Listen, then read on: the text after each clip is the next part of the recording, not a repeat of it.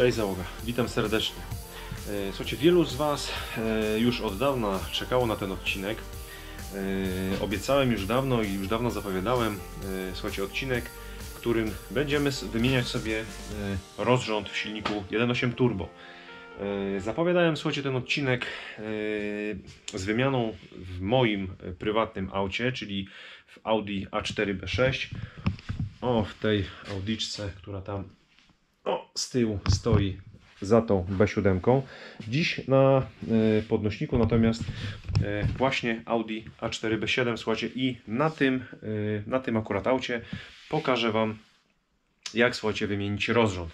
Ale słuchajcie, co będzie dla Was, myślę, dosyć ciekawe, nie skupimy się tylko i wyłącznie na podstawowym rozrządzie, czyli na układzie pasowym, ale słuchajcie, również zdejmiemy sobie pokrywę zaworów i wymienimy sobie łańcuch rozrządu wraz z napinaczem i z oczywiście wszystkimi uszczelnieniami. Także myślę, że będzie bardzo ciekawy odcinek. I tak, jak widzicie, słuchajcie, ta Audiczka w zasadzie już jest przygotowana praktycznie do wymiany rozrządu. Zostało tylko zdemontować napęd pasowy osprzętu silnika i zdjąć koło pasowe i osłony rozrządu. No oczywiście nie wspominając już o pokrywie zaworu, pod której kryją się dwa wałki rozrządu spięte jednym łańcuchem, który będziemy oczywiście wymieniać. Dziś na tapecie, słuchajcie, mamy 1.8 turbo, ale z oznaczeniem silnika BFB. Jest to 163-konna bodajże jednostka. Słuchajcie, ogólnie gama silników 1.8 turbo jest troszeczkę bardziej szersza, bo mamy m.in. 150-konne, 160-konne, są z tego co pamiętam 170-konne i taki m.in. oczywiście mówię o podstawowych wersjach 190-konna, taką jaką ja posiadam, o kodzie silnika BEX. I w zasadzie pierwotnie, słuchajcie, miałem ten odcinek robić na podstawie mojego auta, ale niestety z racji różnych przeciwności losu, tego, że niestety na razie póki co, słuchajcie, nie mam możliwości, aby auto sobie odstawić na bok, bo wiadomo, że jak ja coś zacznę, słuchajcie, przy swoim aucie grzebać, to nie skończy się tylko i wyłącznie na samym rozrządzie. Znajdę pewnie jeszcze milion różnych innych rzeczy, które będę chciał przy okazji zrobić i auto pewnie utknie na dłużej niż jeden dzień. Dlatego, słuchajcie, akurat z racji tego, że trafił się klient z tym silnikiem na rozrząd, no to zrobimy sobie, słuchajcie, odcinek na przykładzie tego właśnie auta, czyli Audi A4 B7. Tutaj, słuchajcie, wbrew pozorom silniki 1.8 turbo troszeczkę się różnią, w zasadzie różnią się osprzętem, o czym zaraz wspomnę. Także między innymi, słuchajcie, różnią się napinaczem rozrządu, ale to o tym za sekundę.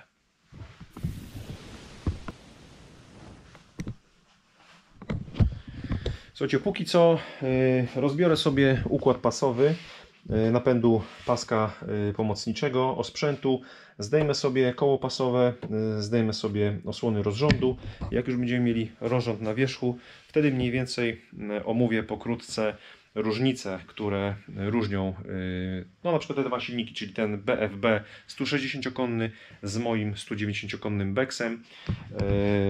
Omówimy różnice, jakie są w rozrządzie i ogólnie między innymi czym różnią się te silniki, bo można by, słuchajcie, błędnie pomyśleć, że 1.8 turbo no różnią się może, nie wiem, mapą, ale słuchajcie, tutaj to nie tylko to wchodzi w grę, również, słuchajcie, inne aspekty tutaj wchodzą w grę, jeżeli chodzi o różnice między tymi silnikami, głównie osprzętowe, ale tak jak mówię, o tym za chwilkę. Także ja sobie rozbiorę, słuchajcie, zrobię sobie dostęp do rozrządu i zaraz, słuchajcie, wrócimy do tematu.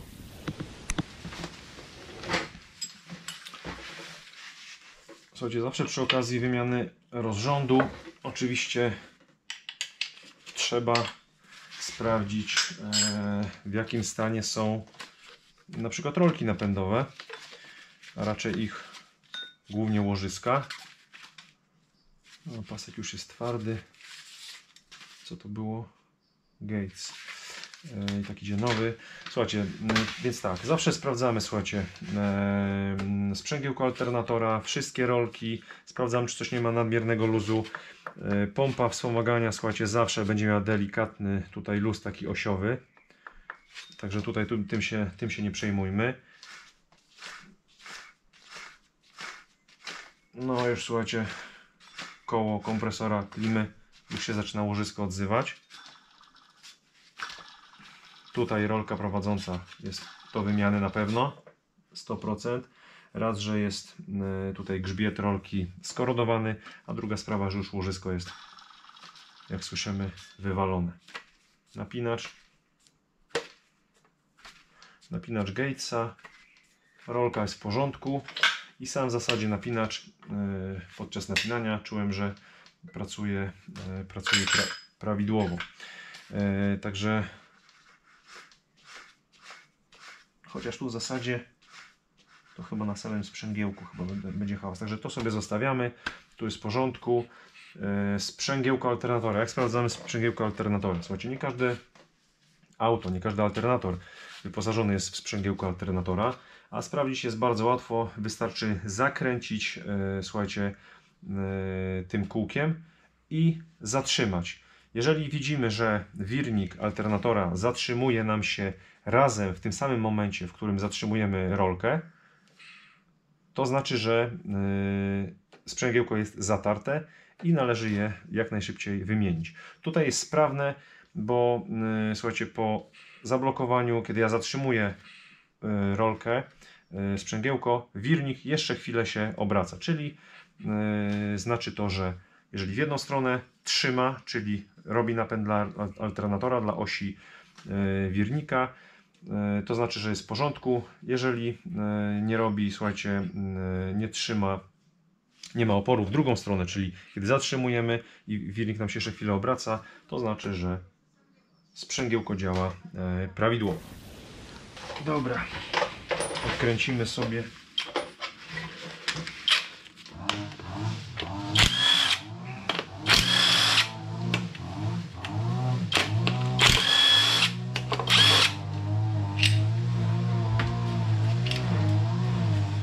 Tak, napinacz jest w porządku.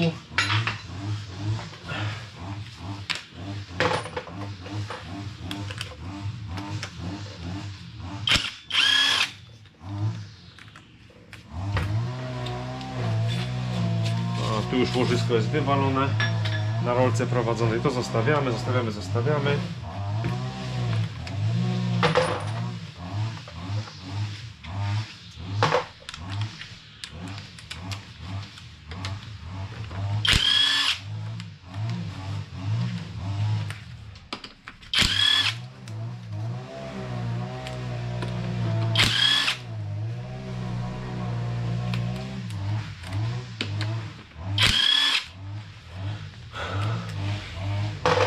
Sorry za te hałasy, ale zaczęły się sianokosy, jak słyszycie. Dobra.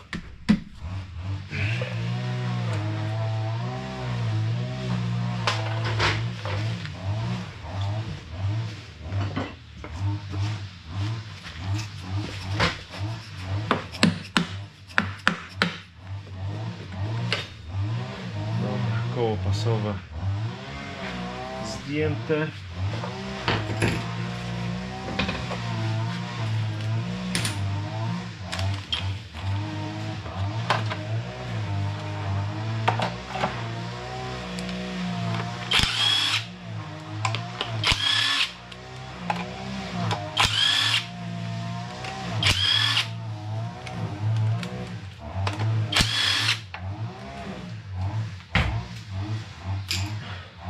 O, tu przy okazji, poleciał zgnity odbój. Także też będziemy wymieniać.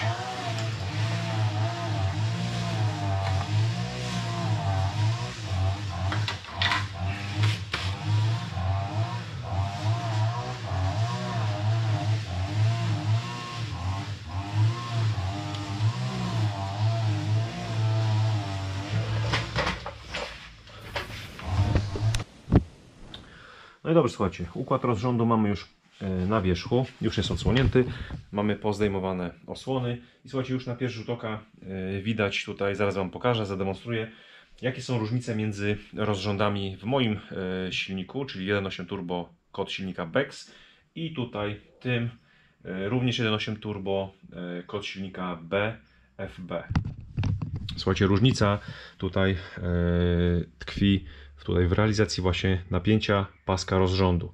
Słuchajcie, tutaj w tym silniku, tym słabszym silniku 160-konnym mamy mechaniczną rolkę napinacza, czyli w zasadzie tylko ta rolka, to jest tylko ten element, który napina nam pasek rozrządu.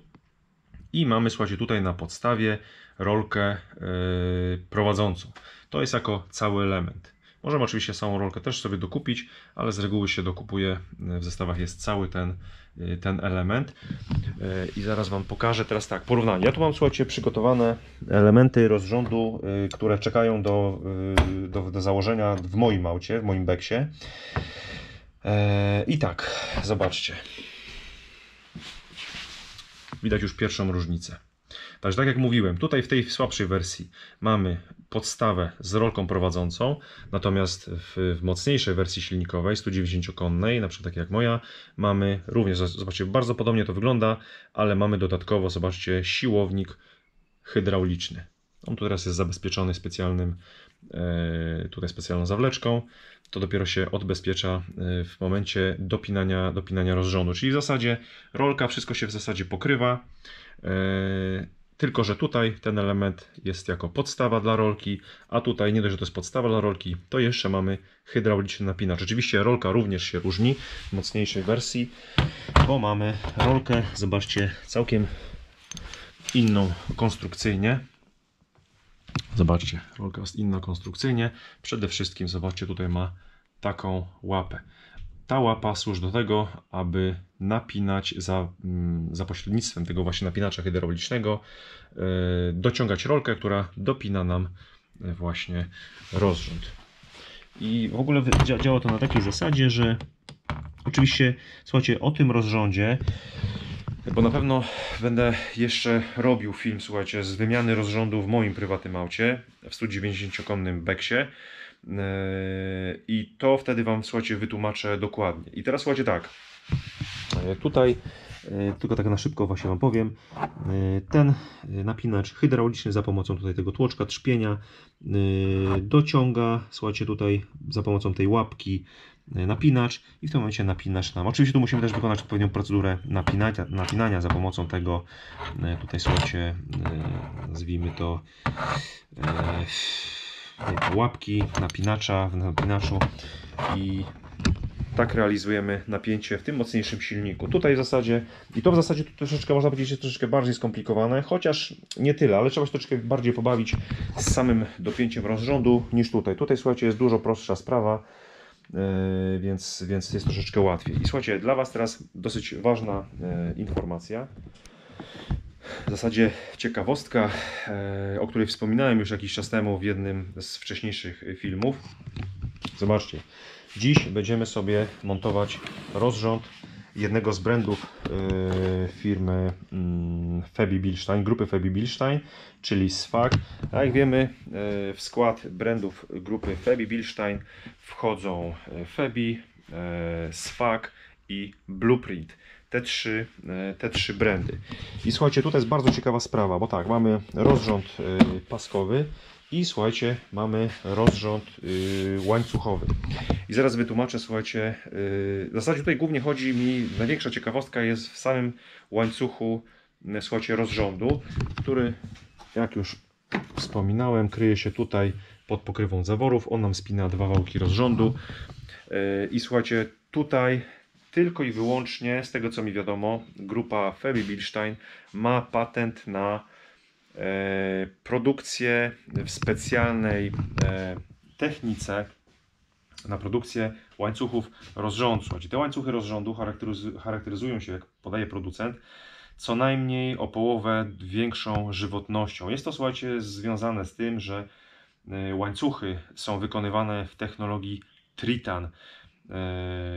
Technologia ta pozwala właśnie na Znaczy ta technologia polega ogólnie na tym, że łańcuchy produkowane w tej technologii, pokrywane są specjalną powłoką,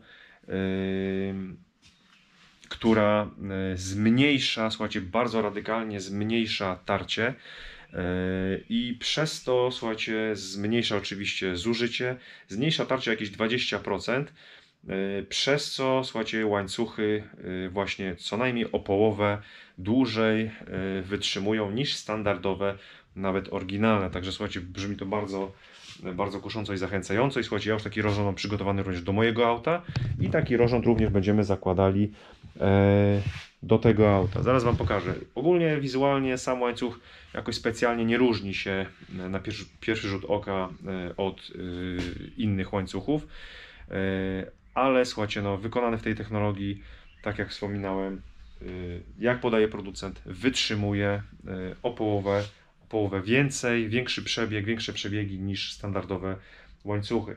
Tutaj jedyny minus tego, że słuchajcie, trzeba szukać tych rozrządów gdzieś po internecie, bo słuchajcie, nie spotkałem w zasadzie, przepatrzyłem 3 hurtownie, kiedy szukałem tego rozrządu i słuchajcie, w zasadzie w żadnej hurtowni nie znalazłem. W jednej hurtowni chyba znalazłem i ten rozrząd chyba jest na zamówienie, także trzeba po prostu dzwonić do hurtowni i po prostu prosić, żeby gdzieś od producenta sprowadzili ten rozrząd. Także nie jest to taka, słuchajcie, oczywista sprawa, także nikt w zasadzie o tym nie informuje. Także bardzo ciekawa rzecz. Ja już ten rozrząd mam przygotowany również do swojego auta i taki rozrząd będziemy zakładali do tej Audiczki. Zaraz sobie, słuchajcie, zrobimy unboxing, pokażę Wam, jak wyglądają jak wygląda ten rozrząd, co jest w zestawie. Jedyne co, słuchajcie, co musiałem sobie dokupić, to tylko pompę wody, bo niestety w tych zestawach pompy wody nie mamy. A tak w zasadzie mamy wszystko. Mamy uszczelki, wszystkie uszczelnienia, pasek, no w zasadzie wszystko. No wszystko oprócz pompy wody. Także zaraz sobie zrobimy unboxing, a ja biorę się, słuchajcie, za rozbieranie rozrządu. Będziemy sobie zdejmować pokrywę zawodów. Dobrze, słuchajcie, więc tak, od czego zaczynamy przystępując do wymiany rozrządu? Słuchajcie, pierwsze od czego zaczynamy, to ustawiamy rozrząd na znaki. Znaki mamy na wale korbowym, znaki mamy na wałku rozrządu, a w zasadzie na ich kołach. Na wałku rozrządu, na kole wałka rozrządu, zobaczcie, tu już ktoś sobie robił wcześniej czerwonym mazaczkiem. Tutaj mamy kreseczkę na rancie jakby ząbka. Odniesienie mamy tutaj na obudowie, w tym miejscu mamy takie nacięcie. Także tutaj musimy sobie zgrać te dwa znaki. To jest raz. Druga sprawa, słuchajcie, jeżeli chodzi o ustawienie wału korbowego. Słuchajcie, tutaj mamy dwie jakby opcje. Jedna opcja, gdzie ja już się troszeczkę pospieszyłem, bo zdjąłem osłonę, tą dolną rozrządu, zdjąłem koło pasowe.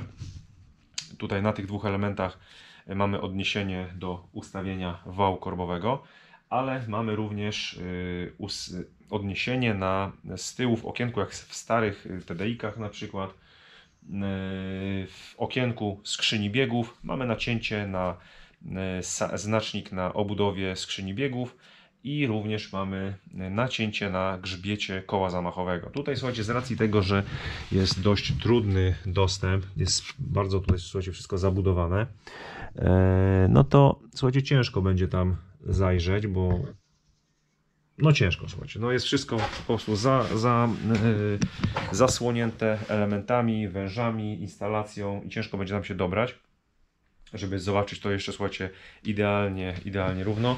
Dlatego założymy sobie, słuchajcie, na chwilę z powrotem, założymy sobie obudowę, osłonę tutaj paska. Dobra, ja to zrobię za chwilę i założymy sobie jeszcze koło pasowe i zaraz Wam pokażę, o co chodzi. Dobra, słuchajcie, osłonkę mam założoną, koło pasowe mam założone. Oczywiście musi być wstępnie skręcone, słuchajcie, wszystko w zasadzie na sztywno, żeby tu nam nic nie latało. I teraz tak, zobaczcie, tutaj w tym miejscu, na samym kole mamy takie małe nacięcie. Widać? Myślę, że widać. I znowu tutaj, zobaczcie, w tym miejscu na obudowie również mamy nacięcie.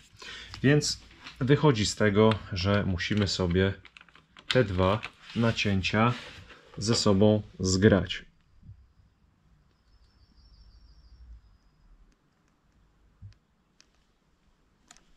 Przejechałem.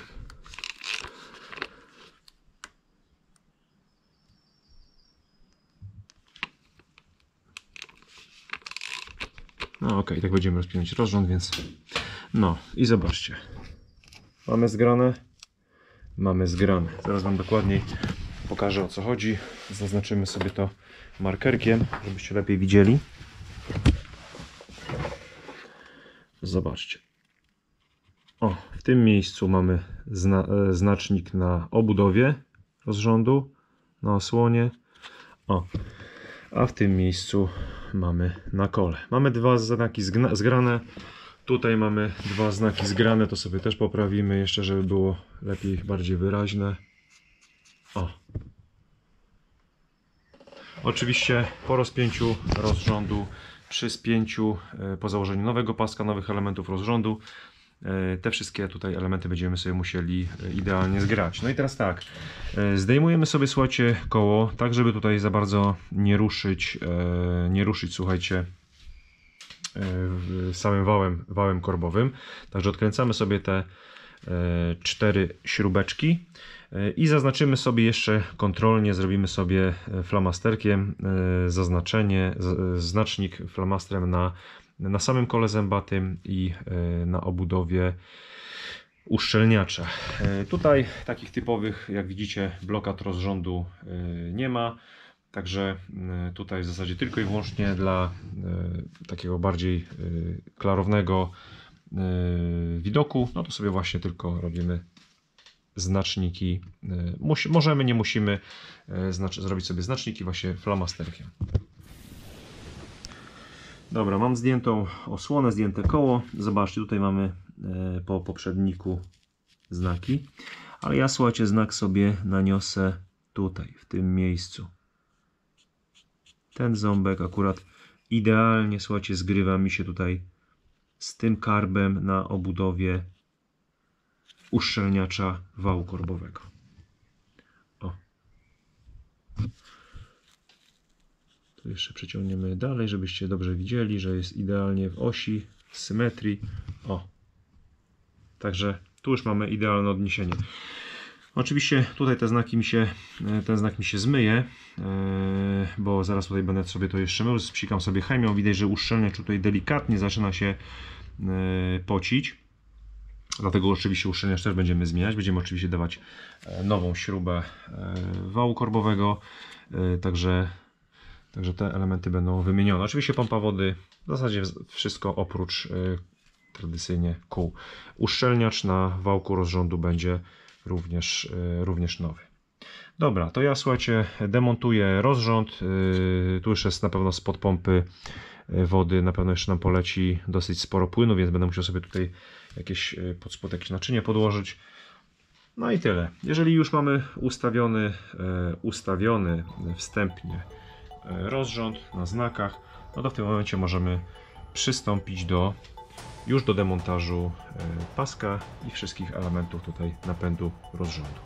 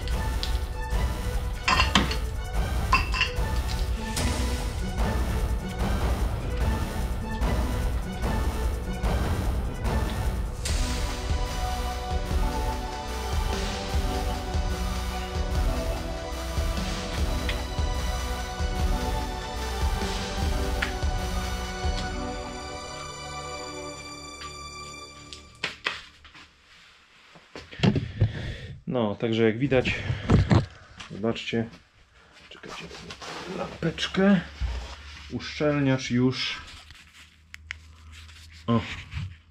podciekał. Już jest na dole wilgotny. Nie było jeszcze dramatu, no ale to już jest obowiązkowe do wymiany. No, dobra, wyciągam pompę wody, zleję sobie to od razu chemią, tutaj po całości, umyjemy to i będziemy się brali za rozbieranie góry, czyli będziemy sobie robić dojście do łańcucha.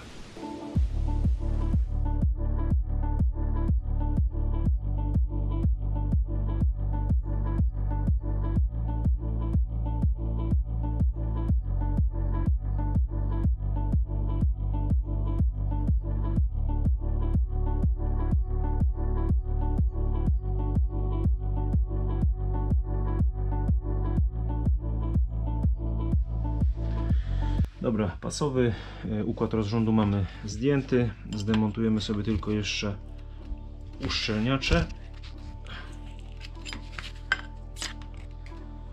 Ok, tu mamy jeden.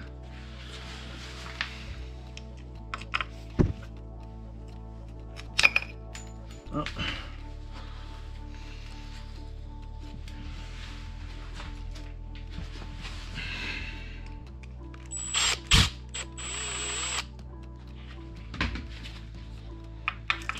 Ten tu stawia lekki opór.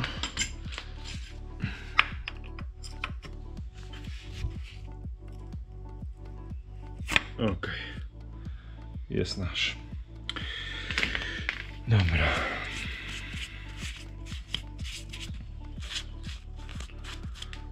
Ok, dobra. To co? Bierzemy się chyba za rozkręcanie góry. Demontujemy cewki, tutaj mocowania przewodów. No i co? No i będziemy rwać pokrywę.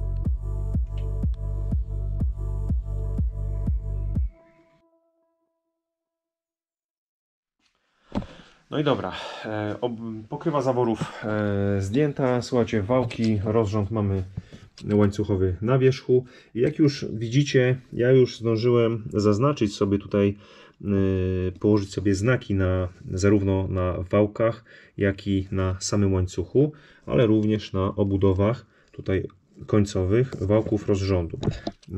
Tak jak i po stronie ssącej, tak i po wydechowej.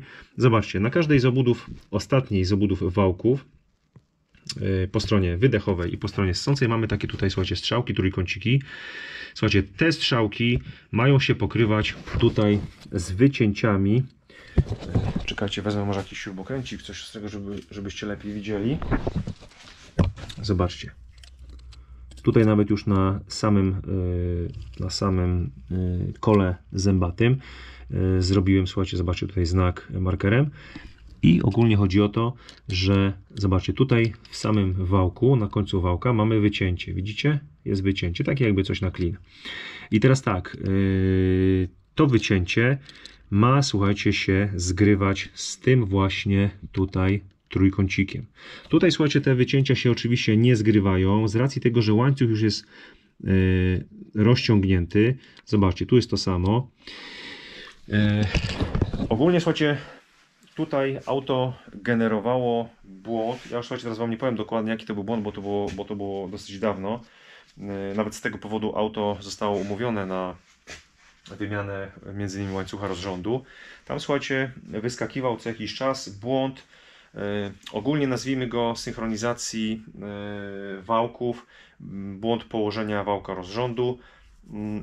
Już nie pamiętam dokładnie, jaki był konkretny kod tego błędu, ale tutaj, słuchajcie, ogólnie wyskakiwał jakiś błąd związany z synchronizacją rozrządu. No i rzeczywiście, słuchajcie, no widać, że znaki nam się tutaj nie pokrywają. Czyli przypominam, ten trójkącik strzałeczka ma się praktycznie prawie że równo pokrywać tutaj z jednym wycięciem i z drugiej strony to samo.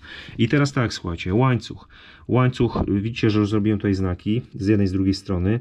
Między, słuchajcie, jednym wycięciem, wycięcie wychodzi mniej więcej, słuchajcie, wychodzi w miejscu, w którym na kole zębatym jest osadzony stworzeń łańcucha, czyli w tym tak zwanym dołku. I teraz tak, słuchajcie, między jednym dołkiem a drugim dołkiem. Oczywiście przypominam, że te dołki pokrywają się tutaj z wycięciami na wałku, czyli z tymi znakami.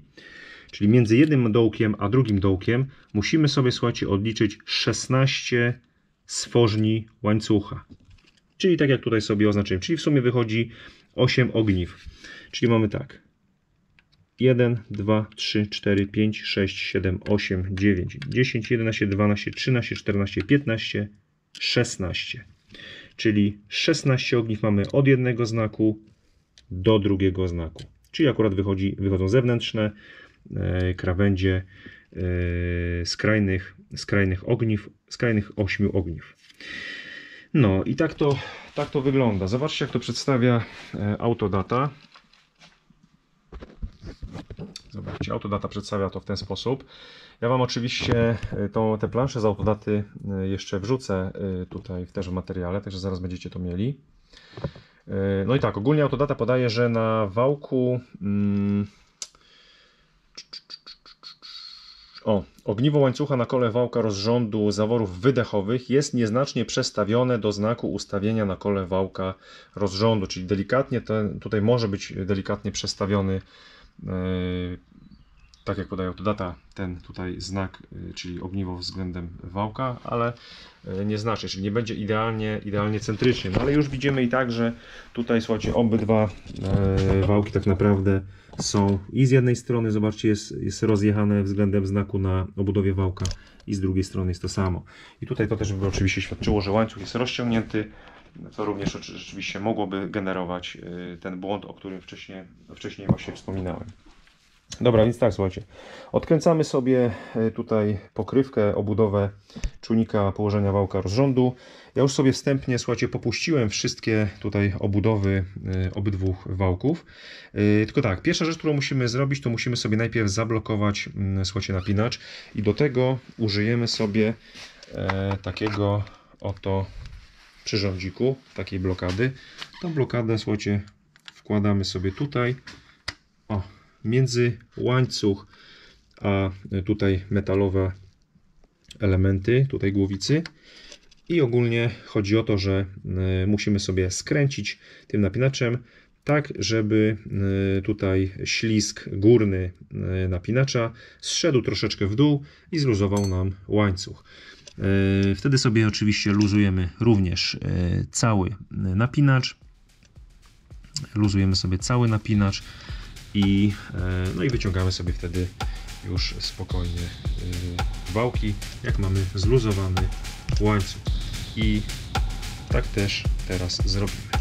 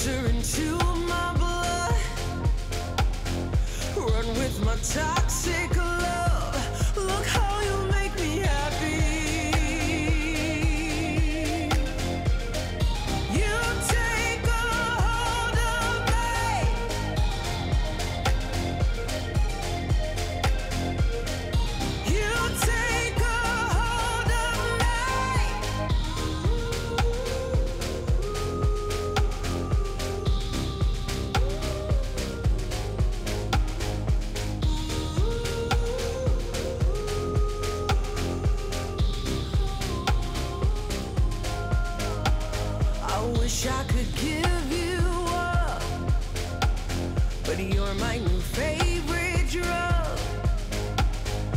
Enter into my blood, run with my toxic love. Look how you make me happy. You take a hold of me.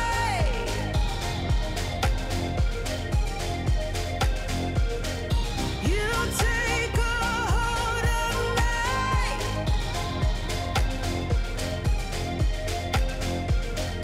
You take a hold of me.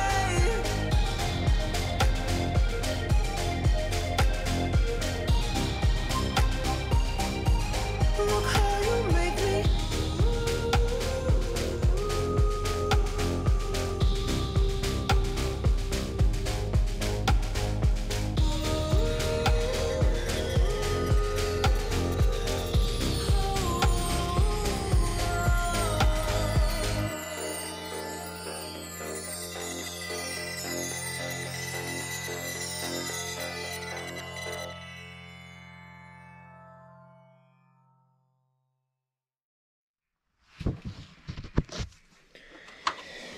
No, także zobaczcie, jak ślizgi napinacza są już sobie zobaczcie wytarte, bardzo duże rowy i jednego tutaj kawałeczka, zobaczcie, brakuje, także gdzieś się ułamał i gdzieś sobie wpadł. Górny tak samo, zobaczcie, dosyć mocno wytarty.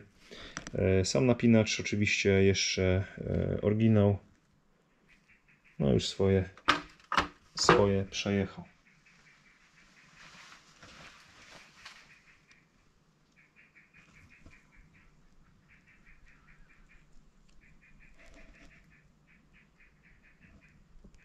No nic, zobaczę, może uda się coś tam wygmerać, ale raczej chyba wątpliwa sprawa.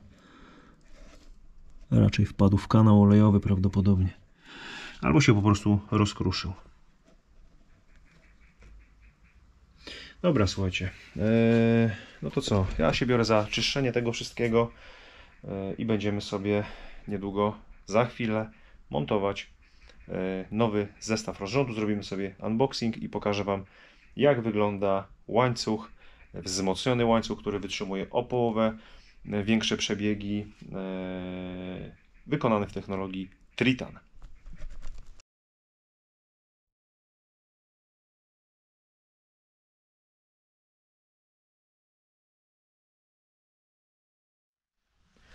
Dobra, ja już Wam zaraz pokażę, jak wygląda nowy rozrząd do tego auta. A w międzyczasie, słuchajcie, tak, pomyłem sobie wszystkie tutaj elementy napędu wałków rozrządu. Wymyte są wałki, wymyte są obudowy wałków. Co jeszcze? Aha, no i tak, słuchajcie, musiałem zdjąć do wymiany uszczelniacza Simmeringu na wałku ssący. Musiałem sobie zdjąć koło foniczne. Przykręcone jest na śrubę na klucz 13. Słuchajcie, to koło ma swoje ustalenie w postaci takiego ząbka, więc tutaj nie sposób się pomylić przy montażu.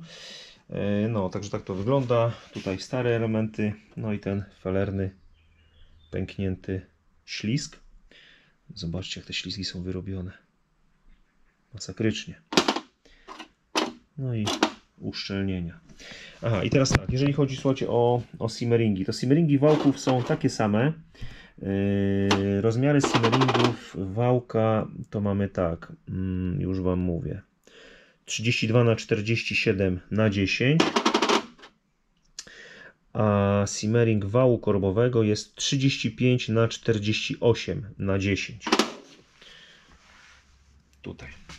A tutaj mamy dwa simmeringi, dwa uszczelniacze na wałki. I teraz tak, słuchajcie, w rozrządzie, ogólnie tutaj w tych zestawach nie mamy uszczelniacza na wał korbowy, także trzeba ten uszczelniacz sobie dokupić. Tutaj akurat pójdzie z Wiktora Rańca. Nie ma w zestawie szpilki do napinacza napędu paskowego. I oczywiście w zasadzie w żadnym zestawie rozrządu raczej się chyba jeszcze nie spotkałem, żeby była śruba centralna wału korbowego. Ja takie śruby mam Takie śruby mam na półce. O, tu macie indeks. Także warto mieć to na półeczce. No, zestaw pasowy, podstawa z rolką prowadzącą, no i napinacz i pasek. Pasek, słuchajcie, zobaczcie, sygnowany Febi i z inskrypcjami, zobaczcie, OE Quality, czyli Original Equipment, czyli jakość części oryginalnej. Także taki pasek będziemy sobie tutaj dzisiaj wrzucać. Dobra, to tak, rozpakujemy sobie, słuchajcie, rozrząd łańcuchowy, bo to w zasadzie jest najciekawszy element, czyli ten łańcuch. Łańcuch w technologii Tritan. Ok. Dobra, co my tu mamy w zestawie? Więc tak, na dzień dobry, rzecz, która najbardziej się rzuca w oczy, czyli sam napinacz. Jest napinacz. Mamy uszczelnienia, czyli 2 simmeringi, nawałki. Oczywiście tutaj mamy dodatkowo nawał korbowy, to już przypominam. Uszczelka ta pod napinacz. Półksiężyc. Uszczelka pod pokrywę zaworów. Jedna i druga tutaj na świece, na gniazda świec. No i oczywiście łańcuch w technologii Tritan wzmocniony. No i tak ogólnie wygląda cały zestaw, słuchajcie, rozrządu.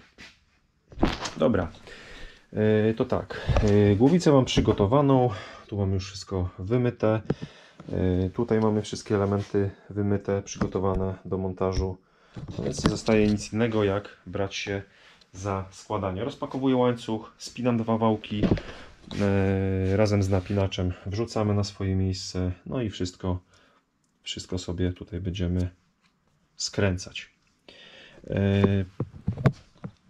No, oczywiście tego, słuchajcie, skrawka łamanego napinacza, tak jak mówiłem, niestety nie znalazłem, także poleciał sobie pewnie do Michy. No, nieźle wytarty jest. Wykruszył się. Drugi to samo. No. Dobra, to bierzemy się do roboty, bo szkoda czasu.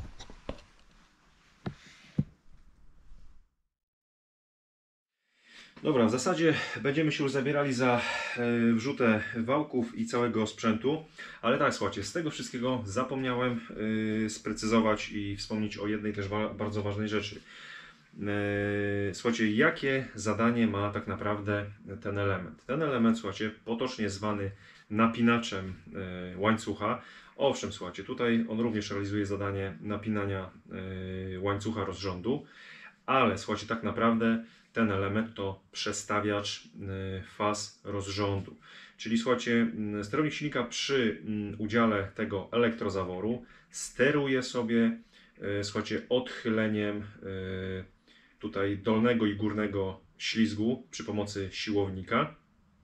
No i słuchajcie, w miarę rozszerzania lub ścieśniania, czyli chowania się tutaj siłownika, czyli rozszerzania i chowania ślizgów.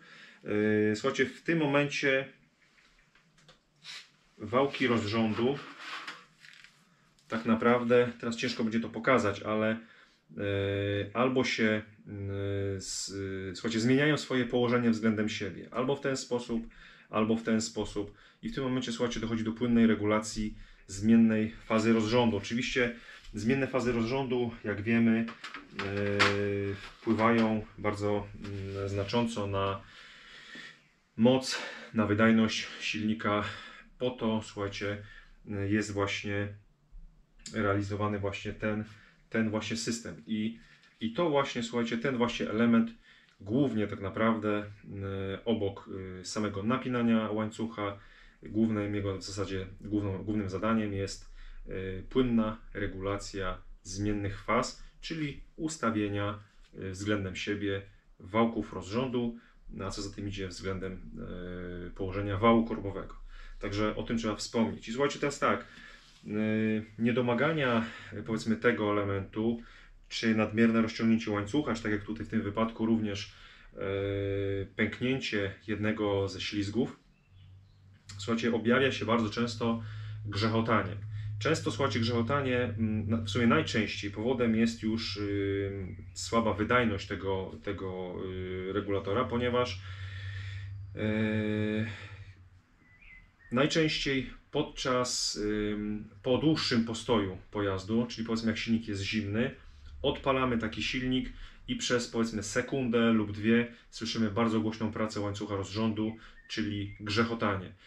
Po chwili to się uspokaja, oczywiście w momencie kiedy ten element zredukuje tutaj luz między łańcuchem a ślizgami. I to w zasadzie trwa dosłownie chwilę, sekundę, dwie, czasami chwilkę dłużej, dopóki ten element nie nabije ciśnienia, nie wyreguluje tutaj luzu.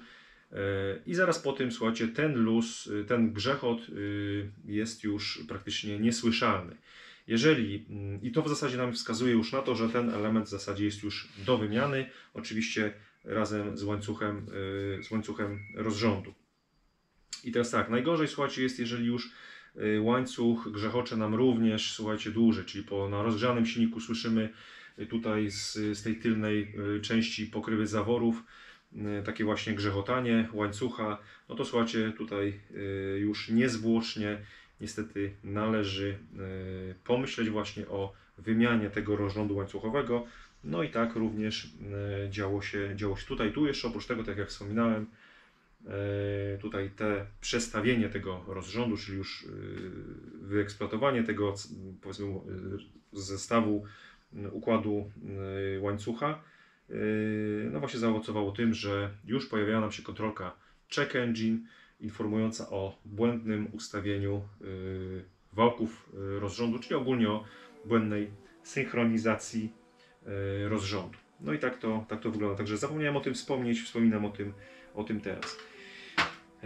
Dobra, to co? Bierzemy się za montaż. Jedziemy.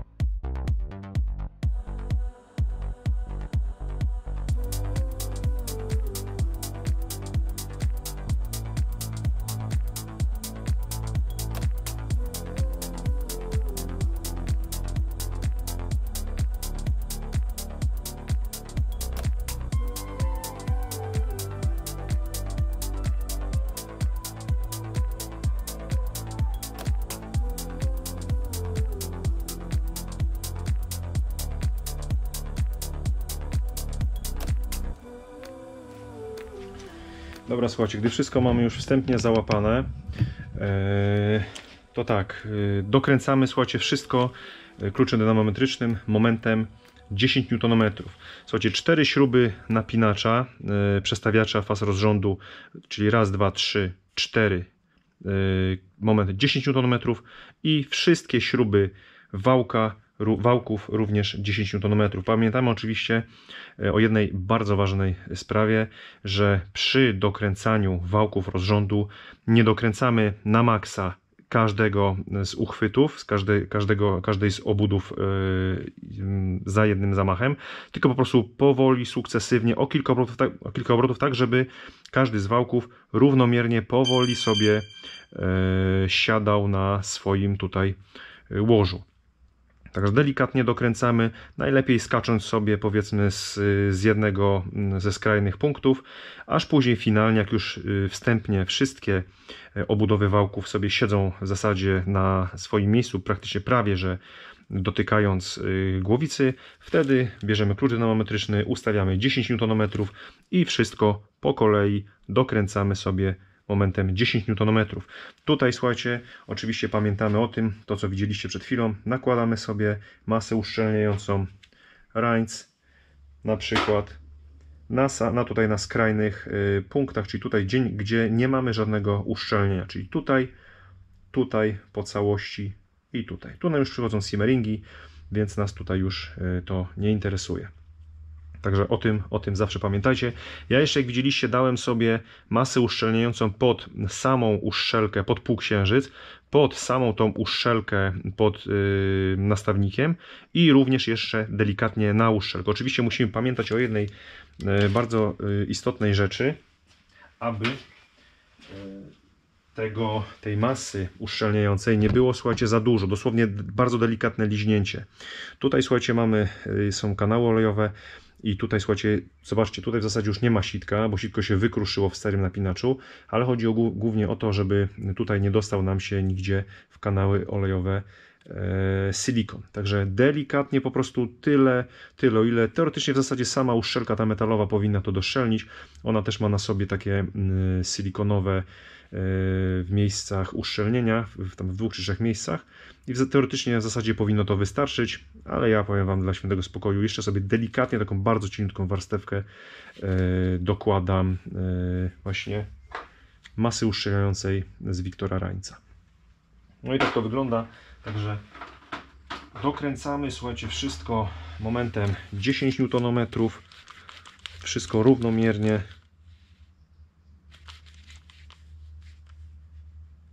Ok, no i dobra. To w zasadzie tutaj, jak już mamy w zasadzie wałki praktycznie nam siadły, to w zasadzie nie ma znaczenia, z której strony zaczniemy. Możemy sobie jechać po kolei, jeszcze raz później w drugą stronę i ja zawsze sobie sprawdzam jeszcze raz, bo jeżeli tutaj powiedzmy dokręcimy 10 Nm, dokręcimy resztę wałka, może się okazać, że jeszcze tutaj będzie wymagało dociągnięcia o dalsze 10 Nm, ponieważ, znaczy dalsze, o te same 10 Nm, tylko że po prostu gdy wałek nam powiedzmy siądzie jeszcze bardziej, tutaj może nam się delikatnie zrobić luz, dlatego ja sobie zawsze sprawdzam co najmniej 2 razy, czyli raz dokręcam 10 Nm, tu również raz i później powtarzam jeszcze raz tą samą procedurę, także ja zalecam coś takiego. No i przypominam, napinacz, 4 śruby, nie zapomnijmy o nim, 10 Nm, oczywiście wszystko ustawione na znakach i po dokręceniu już wałków ja sobie wtedy dopiero na sam koniec luzuję blokadę przestawiacza, blokadę napinacza łańcucha rozrządu.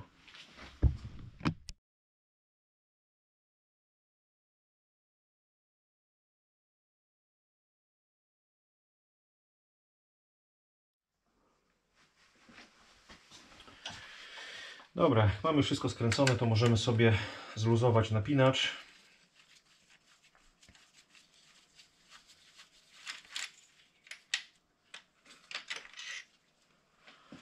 Ok. No i dobra, słuchajcie, w zasadzie tak, ja już mam obsadzone uszczelniacze. O, zobaczcie, uszczelniacze już sobie obsadziłem. Słuchajcie, ogólnie staram się uszczelniacze, szczególnie wału korbowego, obsadzać troszeczkę minimalnie głębiej niż były pierwotnie, bo często gdzieś tutaj potrafi się delikatny rowek wytrzeć, robi się taki ślad i często gdzieś tam, no czasami może z tego powodu, nawet po wymianie uszczelniacza na nowy, może cieknąć, więc ja sobie zawsze troszeczkę głębiej obsadzam nowe uszczelniacze, oczywiście wszystko w granicach zdrowego rozsądku. Tutaj uszczelniacze nam się opierają, uszczelniacze wałków opierają nam się o tylną ściankę, więc tutaj nie musimy za bardzo kombinować, po prostu dobijamy go równomiernie do końca i tyle. Także tutaj sobie mogę założyć, gdzie on jest, impulsator.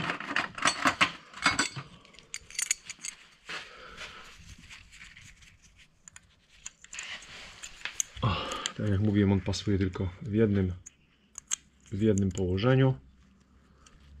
O. I śrubeczka. Ja sobie na tą śrubkę delikatnie, dosłownie taką małą kropelkę dam stop gwintu i sobie zaraz ją dokręcę. Więc teraz tak, zanim, słuchajcie, oczywiście poskładamy górę, to ja sobie, słuchajcie, najpierw poskładam tutaj rozrząd pasowy. Tak, i dopiero po przekręceniu kilkukrotnym wałem korbowym, po zmontowaniu całego rozrządu, dopiero wtedy sobie założymy, poskładamy pokrywę zaworów. No i w zasadzie będzie praktycznie po robocie, jeżeli chodzi o rozrząd. Tak, także zostanie mi zmontować cały przód. No ogólnie jeszcze mam trochę roboty, także to, co w zasadzie było najgorsze, że tak powiem, no to już mamy za sobą. Tutaj tu już mamy robotę z górki.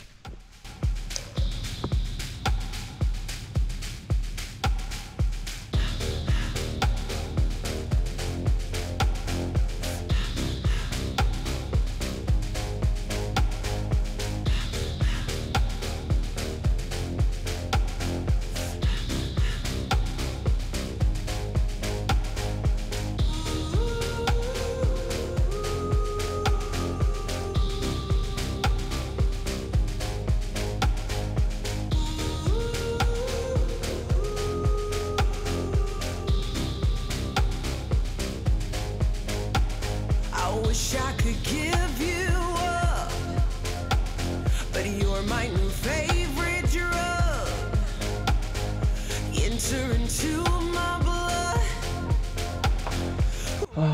Słuchajcie, już miałem w zasadzie kończyć montaż rozrządu i puścić Wam tutaj moment napinania. I słuchajcie, nie wiem, jak ja wcześniej tego nie zauważyłem. Zobaczcie, nie wiem, czy to będzie widać. Zobaczcie tutaj. Normalnie jest ukruszone, słuchajcie, zobaczcie, ząb kółka. Widzicie to?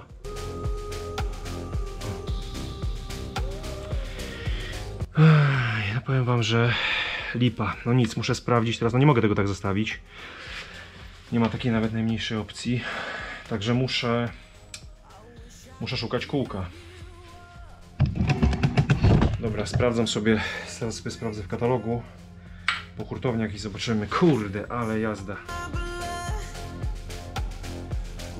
Nie mogę tego tak zostawić. Zobaczcie.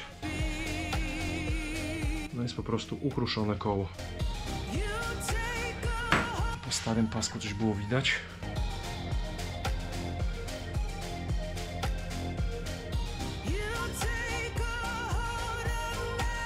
No akurat chyba pasek, słuchajcie, chodził po samej krawędzi tego, zobaczcie, i na szczęście nie oberwał.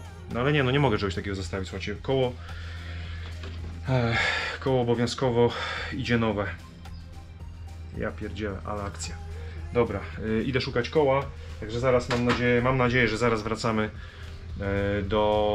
do walki, bo powiem Wam, że bez tego koła, no w tym momencie totalnie stajemy z robotą.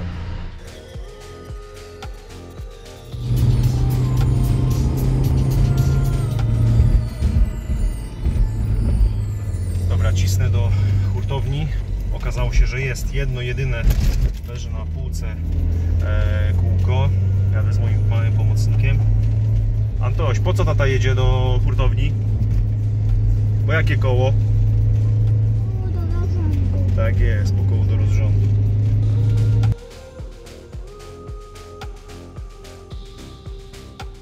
Dobra, słuchajcie, jestem z powrotem. Także udało się dostać nowe kółko. I tak, słuchajcie, już wiem, co się stało. Wiem, dlaczego, słuchajcie, wcześniej nie zwróciłem uwagi na to wyszczerbienie. Nie zwróciłem uwagi na to wyszczerbienie, dlatego że tego wyszczerbienia wcześniej nie było. I słuchajcie, tutaj ja dałem ciała z tym kółkiem, niechcący ja to kółko uszkodziłem. A wiecie jak?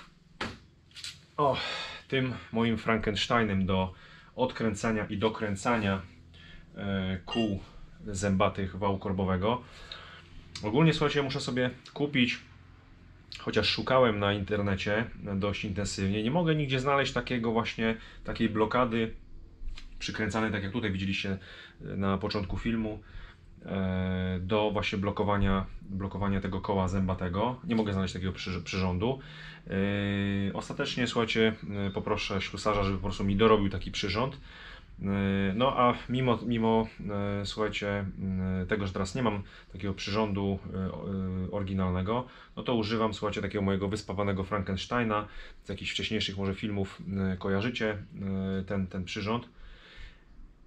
I mimo tego, że jest to dosyć kawał takiego grubego, solidnego żelaza, no to słuchajcie, jednak się poddaje, się wygina. Dlatego wspawywałem już dwukrotnie. No nie wygląda to zbyt estetycznie, ale to ma tylko i wyłącznie działać. Wspawywałem wzmocnienia, słuchajcie, te wzmocnienia gdzieś tam raz puściły i ostatnio wspawywałem następne wzmocnienia w postaci tam przeciętych mocnych śrub. I słuchajcie, teraz tak jak sobie właśnie pomyślałem, że raczej chyba to będzie przyczyną. Rzeczywiście, słuchajcie, tutaj zrobiłem w tym miejscu taki nadlew. On troszeczkę wyszedł poza krawędź, dosłownie minimalnie, nie wiem, z jakieś 2 mm i wystarczyło, żeby po prostu zahaczyć i ukruszyć ten ząbek. Także no niestety niechcący ja ukruszyłem, zniszczyłem to kółko. Także oczywiście klient nie będzie płacił za to kółeczko. Kółko idzie oczywiście na mój koszt. No, trzeba być bardziej uważnym. Dobra, słuchajcie, to co? Montuję kółeczko i zaraz bierzemy się za dopinanie rozrządu. Dopniemy rozrząd, zrobimy sobie kilka obrotów i zobaczymy, jak tam nam się ułoży napinacz z łańcuchem. Na pewno, słuchajcie, po samym odpaleniu, przy pierwszym odpaleniu silnik nie będzie chodził równo. Z reguły tak jest, że silnik nie chodzi równo. On dopiero po chwili potrzebuje, aby napinacz, ten przestawiacz wałków się napił oleju, dostał ciśnienia i dopiero wtedy po chwili silnik zaczyna już pracować prawidłowo. No, także co, bierzemy się za montaż kółka i będziemy dopinać za chwilę rozrząd. Dobrze, więc wszystkie elementy rozrządu paskowego są na swoim miejscu. Naniosłem z powrotem, słuchajcie, znaki odniesienia, żeby było tutaj lepiej widoczne położenie koła zębatego. Koła jeszcze nie dokręcałem, dokręcę je później, na końcu. Oczywiście musiałem na chwilę wrzucić pokrywę zaworów, taką tylko na sztukę, żeby mieć znak odniesienia tutaj do koła wałka rozrządu. W tym momencie tutaj znaki się pokrywają. Tutaj nam się również znaki pokrywają. Oczywiście przypominam, że te znaki przenieśliśmy sobie z koła pasowego i z osłony dolnej rozrządu. No i tak. No i teraz, słuchajcie, cała procedura napinania jest bardzo prosta. Zresztą tutaj mamy strzałkę, żeby napinać w prawą stronę. I teraz tak, zobaczcie. Tutaj mamy takie dwa wypusty. Zobaczcie, tutaj jest taka jakby szczerbinka w tym miejscu, taki dołek, a tutaj mamy na zielono, tutaj zresztą jest taki zielonym kolorem zaznaczone, a tu mamy na zielono taką wypustkę. Te dwa znaki po naciągnięciu przez klucz, przy pomocy klucza imbusowego 8, oczywiście w prawą stronę, przypominam, czyli w tą stronę, zgodnie z ruchem wskazówek zegara, te dwa punkty muszą się znaleźć naprzeciw siebie. Zobaczcie.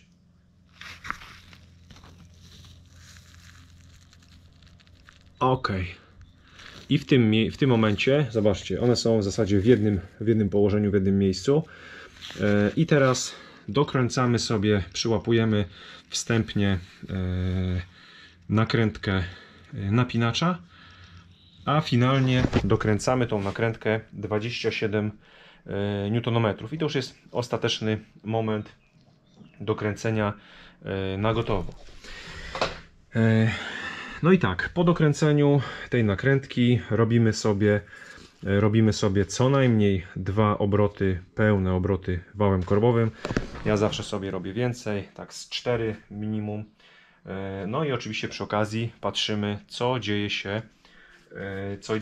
się na górze. Ja tutaj w tym momencie teraz jeszcze nie będę zdejmował pokrywy zaworów, bo obrócimy sobie tutaj właśnie wałem kilkukrotnie. Zobaczymy, czy te znaki nam tu się pokryją.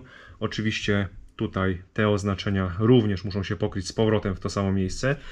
Jeżeli się, słuchajcie, te znaki nie pokryją na napinaczu, no to musimy powtórzyć procedurę napinania raz jeszcze do skutku, aż po zakręceniu kilkukrotnym wałem korbowym te nacięcia będą się pokrywały i oczywiście znaki również będą się pokrywały. Także dokręcam wstępnie tą nakrętkę, robię kilka obrotów wałem i zobaczymy, co z tego wyjdzie, a później zajrzymy sobie na górę. Także na razie pokrywy jeszcze nie zdejmuję.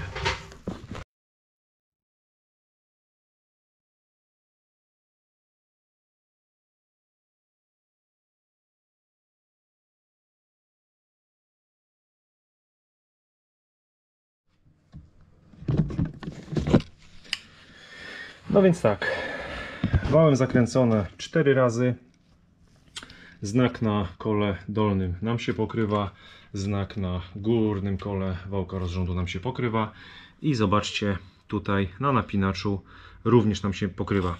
On jest troszeczkę tutaj, porównując szczerbinkę do tego wypustu, tak bardziej przy górnej krawędzi szczerbinki, ale się mieści w tolerancji, więc tak możemy jak najbardziej w tym położeniu zostawić. Teraz słuchajcie, zdejmiemy sobie pokrywy zaworów. Oczywiście nie zapominamy, żeby tutaj dokręcić napinacz momentem 27 Nm. Zaraz to zrobię.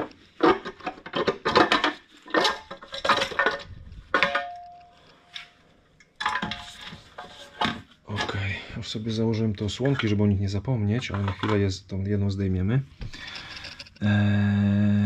No i tak, zakręcimy sobie teraz tutaj jeszcze wałem, jeszcze raz i zobaczymy, jak tutaj nam pracuje góra i czy ustawi nam się mniej więcej tutaj na tych znakach.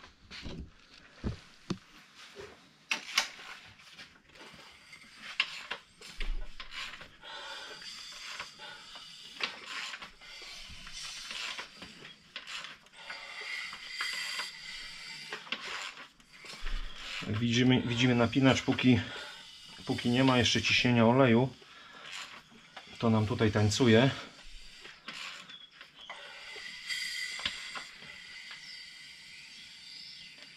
Dobra, sobie już dojeżdżam powolutku do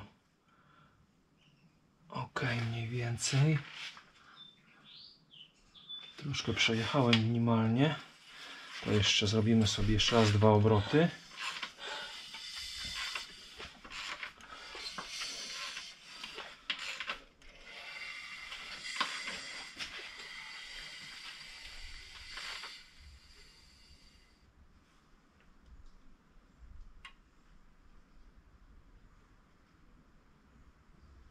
Ok. Nie, jeszcze troszeczkę. Ok, dobra. No i tak, no słuchajcie, na razie póki co, no tak jak mówię, dopóki on nie dostanie ciśnienia oleju, no to tutaj nie będzie idealnie, słuchajcie, nie będą się idealnie nam zgrywać znaki tak jak powinny.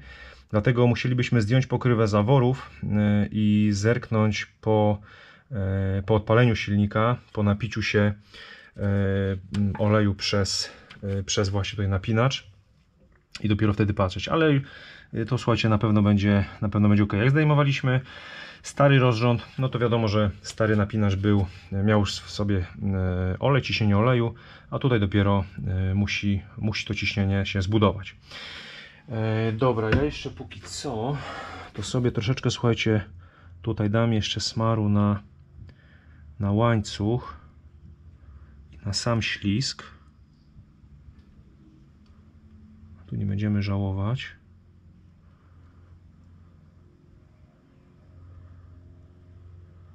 Ok. Zakręcimy sobie jeszcze jeden obrót wału i przesmarujemy sobie łańcuch jeszcze z drugiej strony.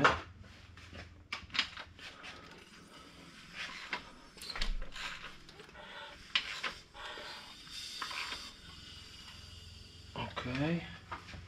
I tu też łańcuszek sobie przesmarujemy.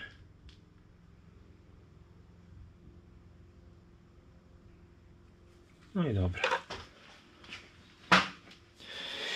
Dobra, więc tak, wszystko tu mamy już poskręcane, także możemy sobie wrzucać uszczelki, możemy sobie wrzucać pokrywę zaworów, skręcamy to do kupy, składamy całość i to w zasadzie, słuchajcie, jest cała filozofia. Rozrząd nam siedzi na swoim miejscu. Czekajcie, jeszcze wezmę, dokręcę ten jeden obrót, czyli tak, żeby tutaj był przód ustawiony na znakach.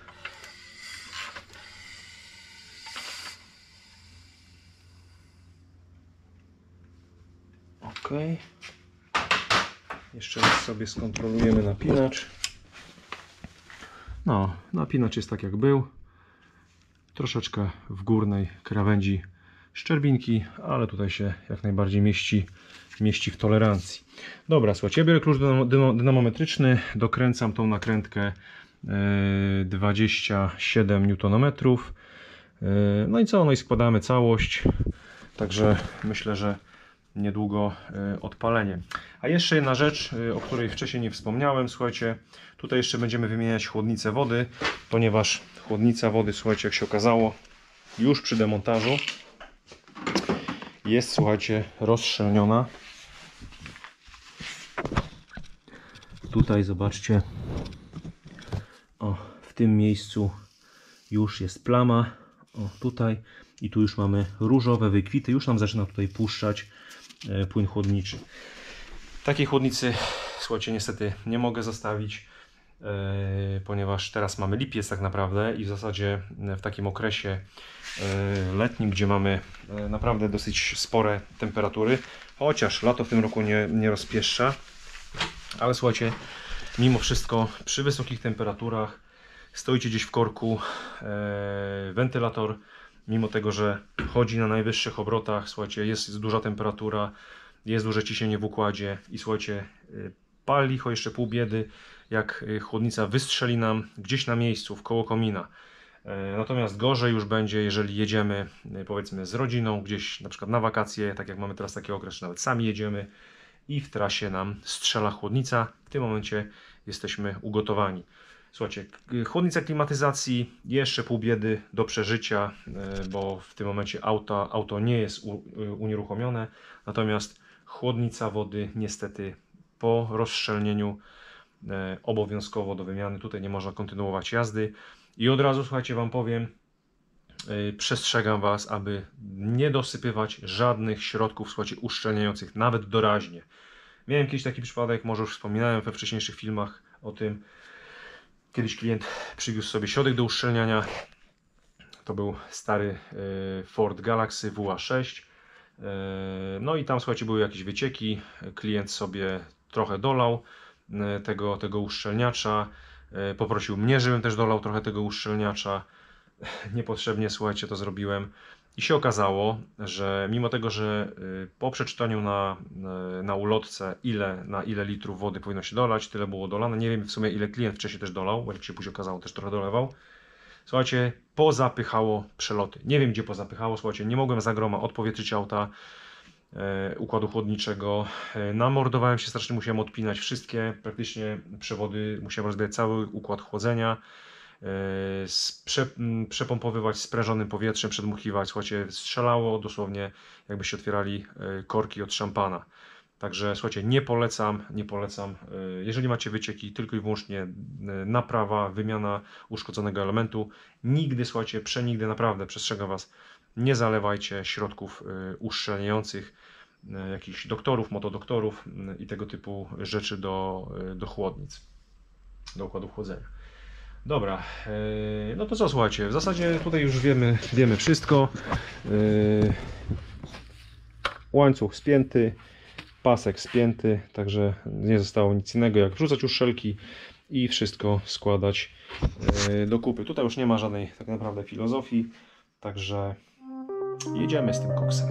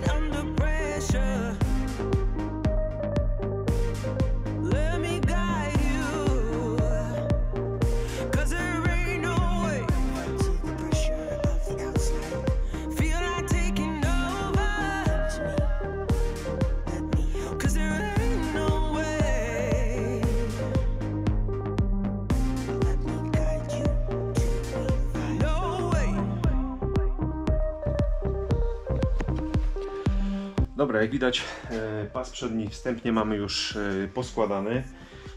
I teraz przyszła kolej na wrzucenie chłodnicy wody.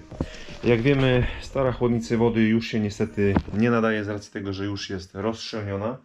I słuchajcie, tutaj najlepsza część. Wyszły mi 3 rodzaje chłodnicy. Mimo tego, że było dobierane po numerze nadwozia, po numerze win, to słuchajcie, wychodzą 3 rodzaje. W zasadzie jedną chłodnicę wziąłem tak troszeczkę na wyrost. Jedna chłodnica pasowała mi w zasadzie po rysunku najbardziej, ale słuchajcie, różnie to bywa. Dla świętego spokoju wolałem sobie zamówić 3 chłodnice, bo miałem, słuchajcie, pewne obawy, że mogłaby ta chłodnica, która rzeczywiście najbardziej jakby pasowała, mogłaby nie pasować, bo już nieraz tak się naciąłem, więc zamówiłem sobie, słuchajcie, 3 rodzaje chłodnicy wody, więc teraz sobie spróbuję znaleźć pasującą chłodnicę, no i będziemy sobie ją wrzucać tutaj zaraz przed wentylatorami, a w następnej kolejności tutaj spod spodu wyskoczy na wierzch chłodnica klimatyzacji. Ogólnie, słuchajcie, klimatyzacja, ja się klimatyzacją nie zajmuję, ale klimatyzacja ogólnie jest, słuchajcie, tutaj już dosyć rozszczelniona w kilku miejscach. Nie wiem, czy to będzie widać w kamerze. Widać. Widzicie te takie zielone naloty? Tutaj w zasadzie nawet nie trzeba ultrafioletu, żeby to dojrzeć. Tutaj mamy rozszczelnione. Mamy również, słuchajcie, rozszczelnione przy kompresorze klimy. Tutaj teraz tak dobrze tego nie widać. Trzeba by użyć ultrafioletu. Poczekajcie, wezmę okularki do ultrafioletu i Wam spróbuję to pokazać.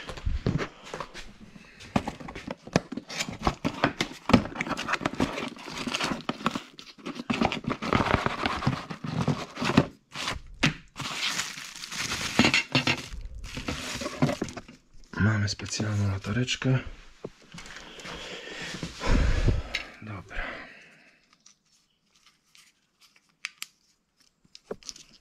Okej. I spróbuję Wam tutaj założyć okulary.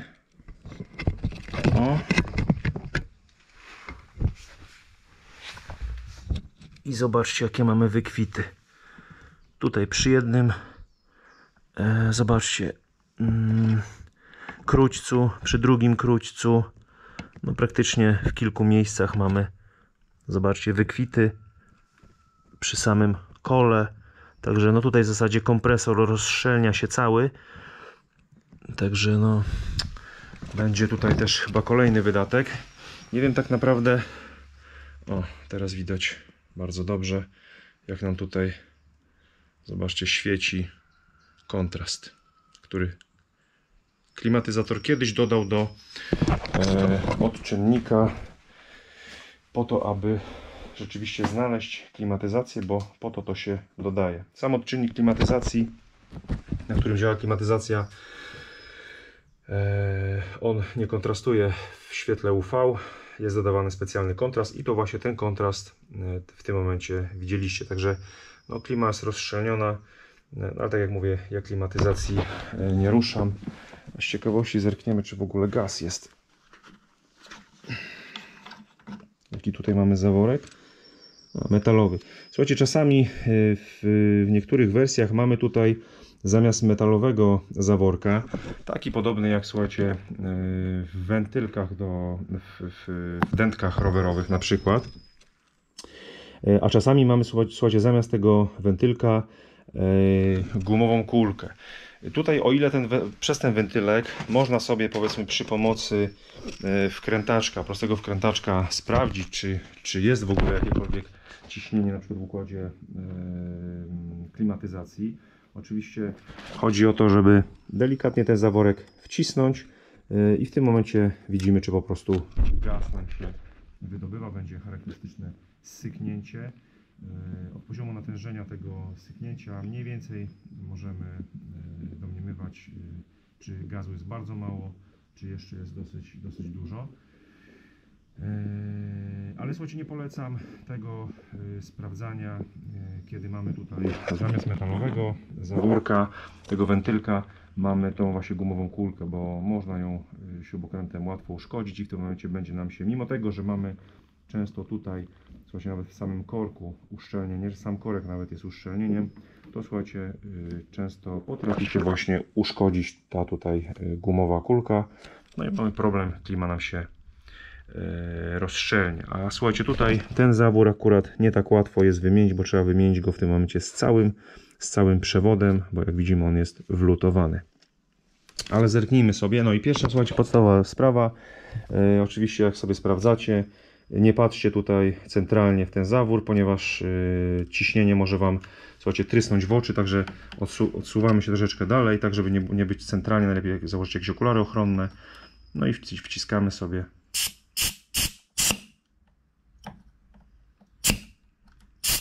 No słyszymy, że coś tam troszeczkę jest gazu, ale wydaje mi się, że raczej powinno być chyba większe ciśnienie. Teraz nawet do końca nie jestem pewien, czy ta klima w ogóle tutaj działała, bo jeżeli poziom, znaczy ciśnienie gazu spadnie do jakiegoś poziomu, w tym momencie kompresor już nam się nie załączy i klimatyzacja tak naprawdę nie będzie działała. Nie wiem nawet jak tutaj w tym przypadku, bo tutaj Mariusz, właściciel auta, tutaj nie zwracał mi uwagi na klimatyzację, tym bardziej wiedzą, że ja się klimatyzacją nie zajmuję. Także nawet nie wiem, czy ona tak naprawdę tutaj działa. Ale to tak, słuchajcie, tylko na marginesie Wam powiedziałem. A ja się, słuchajcie, zabieram za dobieranie chłodnicy wody.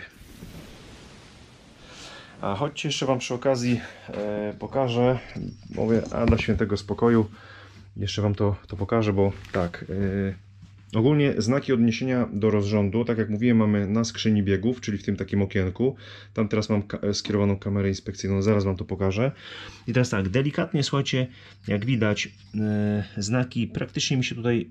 Poczekajcie, wezmę tylko latarkę drugą, żeby było dobrze widać.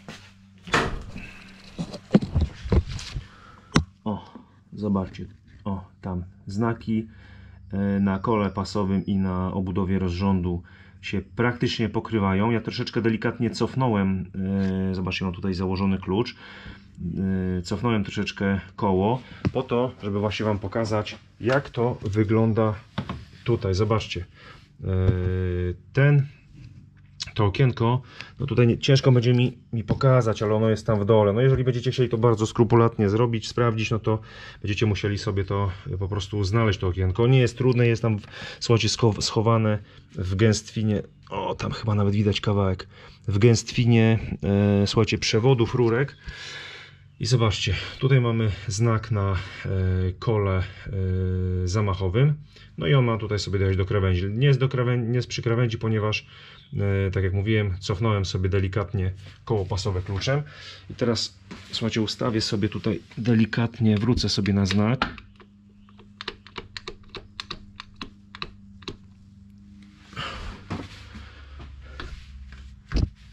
O, i zobaczcie. Znak jest praktycznie idealnie zgrany z krawędzią okienka. Także tu jest drugi tak naprawdę znak, o którym właśnie wspominałem. Bloka tutaj nie ma, są tylko te dwa znaki. Możemy się sugerować zarówno tymi znakami tutaj na kole pasowym i obudowie rozrządu, jak również tam, tutaj słuchajcie, w tym okienku. Ale to tak tylko tak dodatkowa informacja.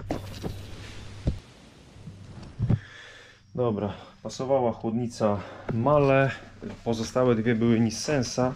Nie wiem dlaczego, no, słuchajcie, przyszły jeszcze właśnie te dwie Nissensa, znaczy wyszły mi ogólnie po numerze nadwozia, tylko że te dwie chłodnice są do auta wyposażonego w skrzynię automatyczną, a rozpoznać to można po tej, słuchajcie, dodatkowej chłodnicy, po tych dodatkowych dwóch krótcach, które stanowią wejście dla oleju.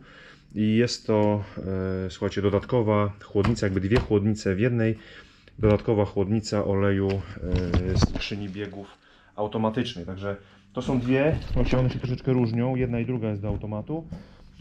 No ale na szczęście, słuchajcie, tamta pasowała z Mahle, dwa Nissensy nie pasowały, więc je oddajemy i zakładamy chłodnicę z Mahle. Słuchajcie, a z nowymi chłodnicami zawsze w zasadzie, praktycznie zawsze przychodzą nowe o-ringi. Słuchajcie, te o-ringi to są o-ringi, które musimy, słuchajcie, wymienić tutaj w tych miejscach, czyli w krótcach. I powiem Wam, że zawsze naprawdę warto wymienić sobie te o-ringi na nowe. Nie wrzucajcie ich na półkę. Wymieńcie sobie na nowe, ponieważ może się okazać, że mimo tego, że na przykład tutaj na starej chłodnicy jeszcze powiedzmy nie ciekło, to po założeniu nowej chłodnicy może się okazać, że jeżeli nie wymienimy tych o-ringów, no to zacznie nam, słuchajcie, kropelkować i będziemy mieli podwójną robotę, bo trzeba będzie znowu spuszczać płyn chłodniczy, odpinać węże i tak czy siak będziecie musieli wymienić te o-ringi. A w tym momencie, słuchajcie, kiedy mamy wszystko na wierzchu, to jest dosłownie, nie wiem, 10-15 sekund na jeden o-ring, żeby go wymienić, ładnie ułożyć, delikatnie przesmarować jakąś wazelinką, żeby wkrótce chłodnice nam się, słuchajcie, tam ładnie usadowiły, ładnie wskoczyły i słuchajcie, mamy temat zamknięty. A jeżeli, słuchajcie, nie będzie Wam się chciało wymienić tych o-ringów, no to w zasadzie w dużym procencie prawdopodobieństwo będzie takie, że będzie Wam, słuchajcie, kropelkowało, ciekło. Sam też raz tak miałem, bo nawet nie zauważyłem, że były dodane nowe o-ringi. Założyłem nową chłodnicę i się okazało, że podciekało. Znalazłem takie o-ringi u siebie na półce, a później się okazało, że były po prostu schowane, gdzieś się po prostu zawieruszyły w pudle po nowej chłodnicy. No, także taka jeszcze dla Was tutaj podpowiedź.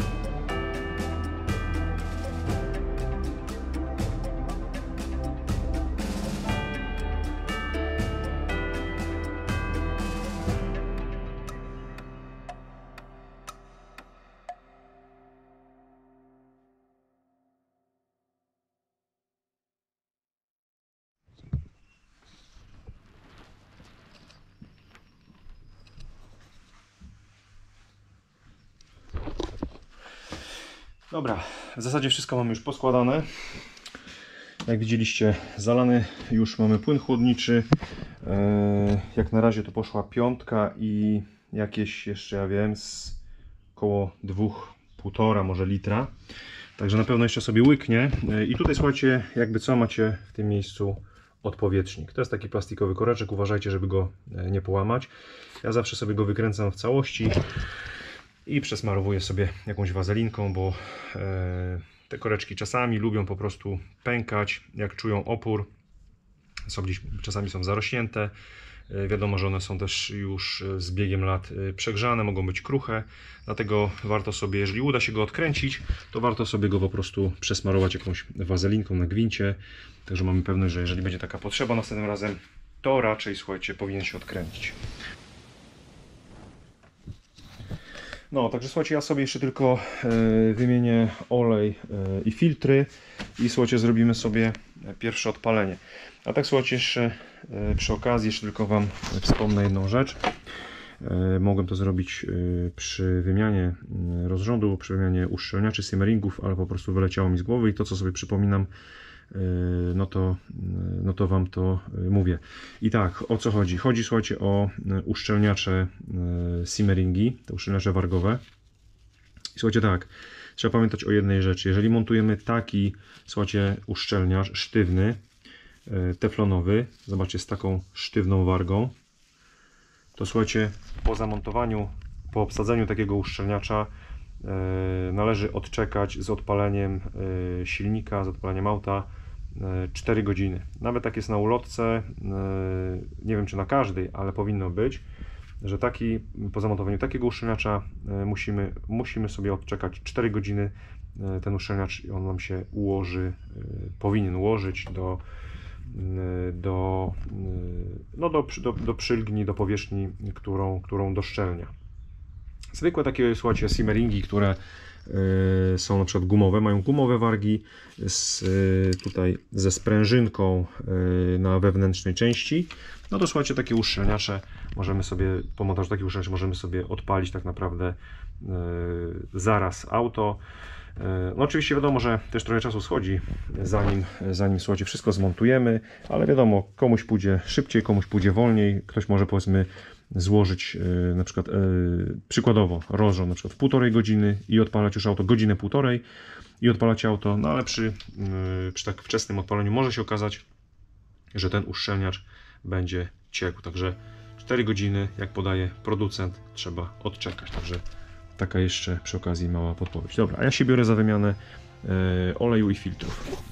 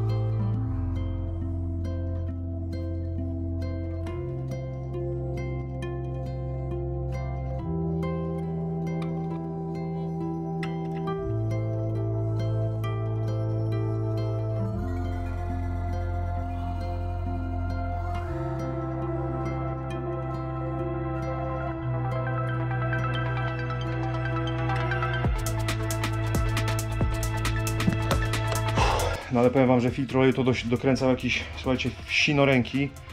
Tak się namordowałem, słuchajcie, żeby ten filtr odkręcić. Masakra, słuchajcie, aż się ruszyła podstawa filtra, także będę musiał ją teraz wyprostować.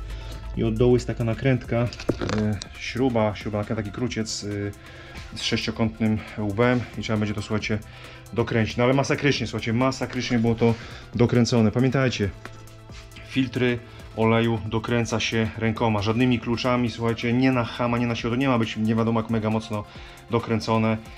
Rękoma, słuchajcie, z czuciem, ale tu była po prostu masakra, tragedia.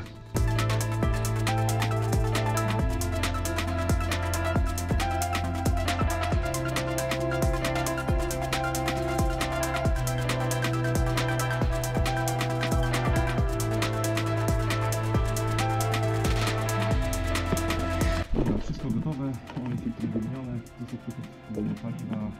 nie taki, więc tutaj na razie go zostawiamy. A tutaj, słuchajcie, zobaczcie, filtr powietrza Alfa Filter i filtr kabinowy Purro. Nie widziałem takich firm jeszcze, takich producentów. Zobaczcie, spod pokrywy zaworów już tak się mocno lało wcześniej, że zobaczcie, wszystko tutaj już jest zalane olejem, łącznie ze skrzynią biegów, także to wszystko trzeba będzie oczywiście pomyć. O, zobaczcie, spod osłony silnika się leje. No i tak, słuchajcie, akumulator podpięty. No i teraz zrobimy sobie, słuchajcie, pierwsze dziewicze odpalenie. Dobra.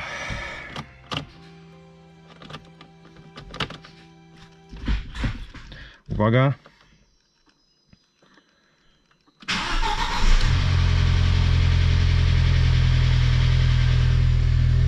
Nawet ładnie. Powiem wam, że myślałem, że będzie bardziej kulał. A jest dość sympatycznie.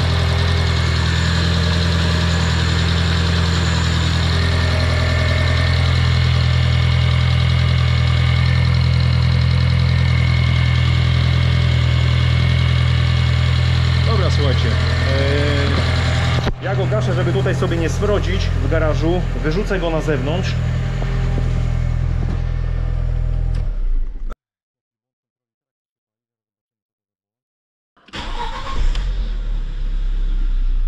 Ale ładnie odpala. Dobra. Także ja sobie go wyrzucam, przejedziemy się, znaczy ja wcześniej sobie jeszcze go wystawię, żeby sobie troszeczkę pochodził, złapał temperaturę, zobaczę, czy jest wszystko ok, czy nie ma żadnych wycieków i wtedy się na spokojnie przejedziemy.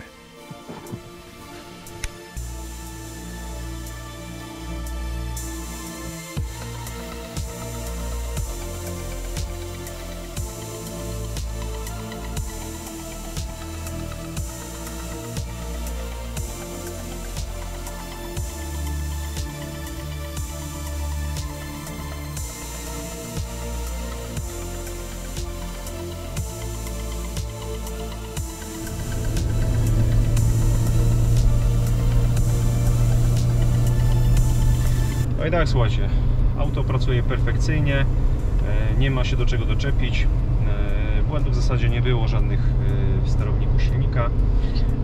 Oczywiście błąd kontroli trakcji to był związany z czujnikiem położenia kierownicy.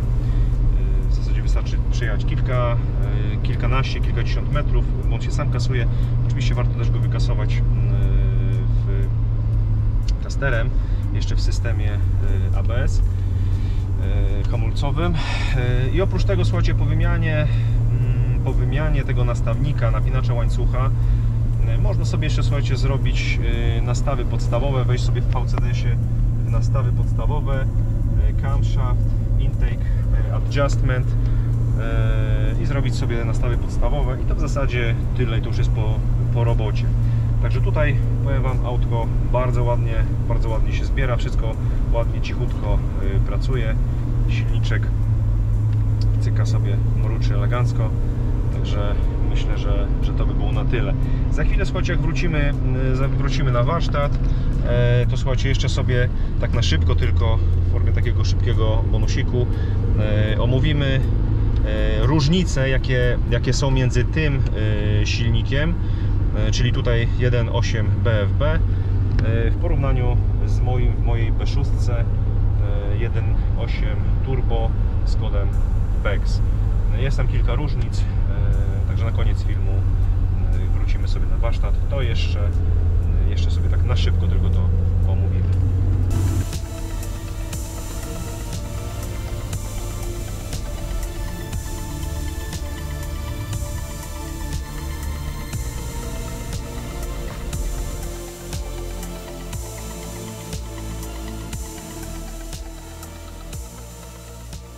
No i dobra, słuchajcie, szybkie porównanie. 1.8 Turbo. Z lewej strony 1.8 Turbo, kod silnika BFB 160 koni i z prawej strony 1.8 Turbo BEX 190 koni w Audi A4 B6 i Audi A4 B7. I teraz tak, słuchajcie, można by powiedzieć, że to są te same jednostki. W zasadzie można powiedzieć, że tak. Ktoś mógłby powiedzieć, czym się różnią. Mapą, no mapą pewnie też, ale słuchajcie, podstawowe różnice tutaj tkwią, tak jak wspominałem o tym wcześniej, w osprzęcie. Słuchajcie, w BEX-ie mamy wtryskiwacze większe, bardziej wydajne wtryskiwacze. Tutaj wydajność wtryskiwaczy wychodzi około 300, ponad 300 cm3 na minutę przy ciśnieniu 3 barów. Natomiast w tym słabszym silniku, w tych słabszych silnikach tutaj wydajność plasuje się mniej więcej od 250-280 cm3 na minutę przy 3 barach. Także tutaj już mamy no, zasadniczą różnicę w wydajności samych wtryskiwaczy. Różnica jeszcze tkwi w wydajności turbosprężarki. Słuchajcie, turbosprężarka w Beksie ma większy wirnik, także no, jest również wydajniejsza. No i to oczywiście co za tym idzie, Beks jest już wyposażony w 2 intercoolery. Słuchajcie, intercooler z jednej strony, z drugiej strony, a tak jak widzieliście tutaj w tej słabszej wersji intercooler mamy tylko i wyłącznie tutaj z lewej strony. Także takie są w zasadzie podstawowe różnice między tymi silnikami. No tutaj oprócz tego, że mamy powiedzmy w B7 czy nawet w B6 troszeczkę słabszą jednostkę, no to tu również mamy skrzynię biegów 5-biegową, w Beksie już jest 6-biegowa. I słuchajcie, taki, nie wiem czy to mit, ile w tym prawdy, gdzieś kiedyś dotarłem do takiej informacji, że ponoć między mocniejszymi a słabszymi jednostkami również troszeczkę różnią się kolektory ssące, ogólnie kanały dolotowe. Ponoć troszeczkę są minimalnie większe. Ile w tym prawdy, nie wiem, nie miałem nigdy okazji, żeby to porównać. Może wy wiecie, jeżeli wiecie, to napiszcie. I również też gdzieś kiedyś obiła mi się uszy taka informacja, czego też nie miałem okazji jeszcze porównywać, że w mocniejszych wersjach silnikowych wałki rozrządu są troszeczkę ostrzejsze, co wpływa na no, wydajniejsze napełnianie komory spalania przy wyższych partiach obrotów. Także no, tutaj na 100% Wam tego nie powiem, także jeżeli macie jakieś informacje na ten temat, to możecie napisać w komentarzu. Także w zasadzie to by było na tyle, jeżeli chodzi o takie główne różnice. Różnic pewnie jest też troszeczkę więcej, ale to są takie najgłówniejsze, że tak powiem, różnice między tymi silnikami. Słuchajcie, a jeszcze pokażę Wam tylko na koniec. Posłuchajcie sobie, jak objawia się już wyeksploatowany rozrząd łańcuchowy na przykładzie mojego auta. Zaraz Wam, słuchajcie, je odpalę i posłuchajcie, jak odzywa się już, słuchajcie, łańcuch, jak odzywa się już sam napinacz, nastawnik zmiennych faz. Także tutaj też, słuchajcie, nie wykluczam, że też już może być mechanicznie uszkodzony ślizg, także będę musiał też oczywiście jak najszybciej zajrzeć do tego rozrządu. Także na pewno będziecie mieli też drugi odcinek z wymiany tego rozrządu. Tutaj już będzie rozrząd pasowy z hydraulicznym napinaczem, no ale ogólnie zrobimy sobie jakby powtórkę z całej jakby wymiany. Także no raczej zrobię taki film. Także możecie w sumie napisać w komentarzu, czy chcielibyście taki odcinek kolejny, bardziej może szczegółowy, i przypuszczam, że pewnie będzie więcej rzeczy do zrobienia, bo nie wiem, czy mi się już tutaj nie zapowiada sprzęgło do wymiany. Także no, także tak to wygląda, a wy sobie posłuchajcie, jak pracuje, jak objawia się już wyeksploatowany rozrząd łańcuchowy, który nadaje się już do wymiany.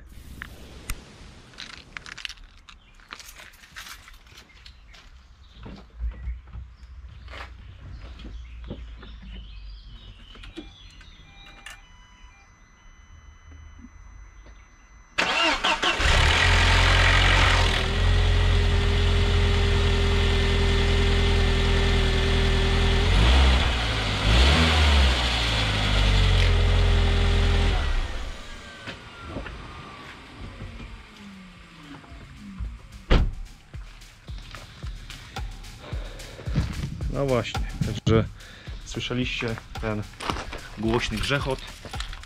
Także tutaj już muszę jak najszybciej również wziąć się za wymianę tego rozrządu, bo jest już tragicznie. Słyszeliście, wszystkie ptaki praktycznie z drzew się spłoszyły, jak odpaliłem silnik. Także no wstyd, szef w podartych butach chodzi. Także no myślę, że niedługo zrobimy sobie odcinek z wymiany, z naprawy mojego auta. Dobra, słuchajcie, dziękuję Wam za to, że oglądaliście. Mam nadzieję, że Wam się podobało. No i co? Zapraszam do kolejnych produkcji. Także trzymajcie się, cześć.